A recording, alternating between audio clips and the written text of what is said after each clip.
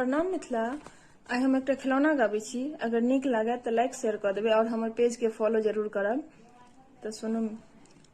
नाचैते एली हे ननदो भैया के आंगन माँ, नाचैते एली हे ननदो बाबा के आंगन माँ, बाबा के आंगन माँ ननदो भैया के आंगन माँ, नाचैते एली हे नाचैते एली हे ननदो बाबा के आंगन माँ।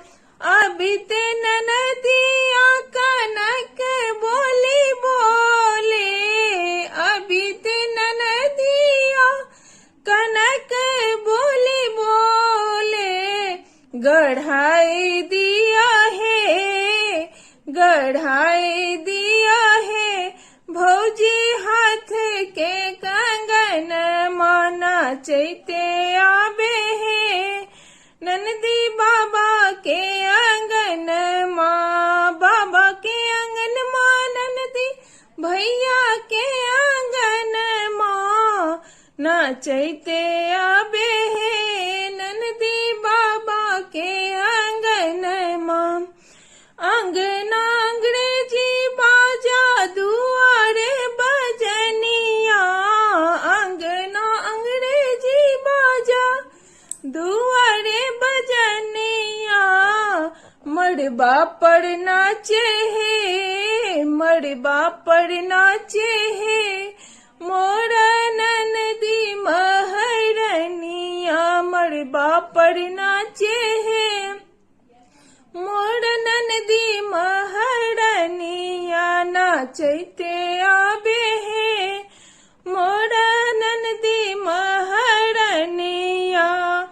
गोट लागल साड़ी दिलियन हाथ के कंगन माँ, गोट लागल साड़ी दिलियन हाथ के कंगन माँ, लटकल छनी है लटकल छनी है मोर ननदी के घोघन माँ, लटकल छनी है मोर ननदी के घोघन माँ, नाचैते एली है ननदो भैया के आंगन माँ।